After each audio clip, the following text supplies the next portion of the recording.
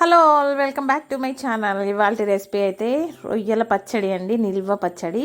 దానికోసం అయితే ఒక కేజీ రొయ్యలు తీసుకున్నాను నేను. 2 కేజీలు తీసుకుంటే కేజీ అవుతాయి కదా మనకి జనరల్గా.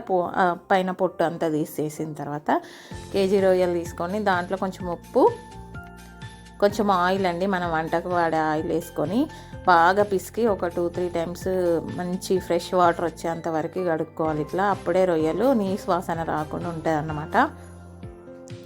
సో రన్నింగ్ వాటర్లో మంచిగా కడుక్కోవాలి. అట్లా కడుక్కొని తర్వాత ఒక కడాయిలోకి వేసుకోవాలి రొయ్యలన్నిటిని కడాయిలోకి వేసుకున్న తర్వాత దాంట్లోకి కొంచెం పసుపు, కొంచెం అల్లం వెల్లిగడ్డ పేస్ట్ వేసుకొని మంచిగా పట్టియాలి రొయ్యలకు మొత్తము కలిసేటట్టు. తర్వాత కొంచెం సాల్ట్ అండి, కొంచెం అంటే కొంచెం జస్ట్ అట్లా టేస్ట్ కోసం అనమాట. తర్వాత పచ్చడిలో వేసుకుంటాం కదా మనం ఎట్లాగూ, అవన్నీ కలుపుకొని రొయ్యల్లోంచి వాటర్ అంతా పోయేదాకా కొంచెం మీడియం ఫ్లేమ్లో ఉడకబెట్టుకోవాలి రొయ్యల్ని. మీడియం టు హై ఫ్లేమ్లో అన్నమాట. ఇట్లా వాటర్ అన్నీ పోయి రొయ్యలు కొంచెం హాఫ్ బాయిల్ అయ్యేదాకా ఉడకబెట్టుకోవాలి. తర్వాత కడాయి పెట్టుకొని ఆయిల్ వేసుకొని వేడి అవుతుంటే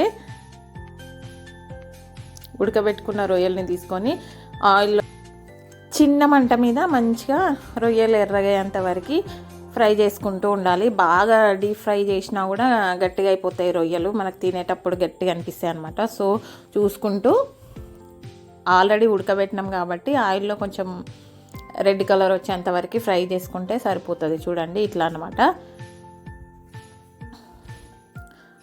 రొయ్యలు 2-3 ఆయిల్ వేసుకొని ఇట్లా ఆయిల్గా చేసుకొని వేసుకుంటూ ఫ్రై చేసుకోవాలండి మొత్తం రొయ్యల్ని. అంటే రొయ్యలు వేసేటప్పుడు మనకి ఇట్లా ఆయిల్ పొంగుతూ ఉంటుంది అన్నమాట. అక్కడే ఉండి దగ్గరుండి కలుపుకుంటూ ఫ్రై చేసుకుంటూ ఉండాలి. రొయ్యలన్నిటిని ఫ్రై చేసుకొని పక్కన పెట్టుకున్న తర్వాత అదే ఆయిల్లో కొంచెం జీలకర్ర, ఆవాలు, అల్లం వెల్లిగడ్డ పేస్ట్, కొంచెం కరివేపాకు వేసుకొని అల్లం వెల్లిగడ్డ పచ్చివాసన పోయేదాకా ఫ్రై చేసుకోవాలి. ఇట్లా పొంగుతూ ఉంటుంది అల్లం వేసిన తర్వాత కూడా. సో అక్కడే ఉండి కలుపుకుంటూ ఫైనల్గా కొంచెం ఇంగు వేయాలి. అట్లా చిలకరించినాం అనుకోండి మంచి ఫ్లేవర్ వస్తుంది అన్నమాట. తర్వాత రొయ్యలలో కావాల్సినంత కారము, నేను కేజీకి ఆ స్పూన్ తోటి 5 వేస్తున్నాను అనమాట. మనకు గ్రేవీ ఎక్కువ కావాలనుకుంటే కొంచెం ఎక్కువ కారం వేసుకోవాలి. రొయ్యలు ఎక్కువ ఉండి గ్రేవీ తక్కువ ఉండాలంటే కొంచెం కారం తగ్గించేసుకోవాలి. తర్వాత కావాల్సినంత ఉప్పు, 5 స్పూన్ల కారం వేసిన నేను 2 స్పూన్లు ఉప్పు వేసిన. తర్వాత కొంచెం జీలకర్ర మెంతుల పొడి వేసేసి తర్వాత మనం పోపు వేసుకున్నాం కదా, ఆయిల్ అంతా రొయ్యలలో పోసుకొని కలుపుకోవడమే. చల్లారాల్సిన అవసరం ఏం లేదు, వేడివేడిగా ఉన్నప్పుడే పోసుకుంటే సరిపోతుంది. మంచిగా ఇట్లా మొత్తం మసాలాలు కలిసేటట్టు కలుపుకొని చల్లారిన తర్వాత కొంచెం నిమ్మరసం వేసుకోవాలండి. ఒక 2 నిమ్మకాయలు అయితే వేస్తున్నా నేను. 2 నిమ్మకాయల రసం పిండుకొని పక్కన పెట్టుకున్నాను అనమాట. ఈ రొయ్యలు మొత్తం చల్లారిన తర్వాత ఆ నిమ్మరసాన్ని వేసుకొని కలుపుకొని, ఇంకా టేస్ట్ ఏమన్నా తక్కువ ఉందా ఉప్పు కారం చూసుకుంటే, తక్కువ అనిపిస్తే మళ్ళీ వేసుకోవచ్చు. మనం నెక్స్ట్ డే చూసుకొని వేసుకుంటే బెటర్. సో ఇంకా అయిపోయినట్టే అండి.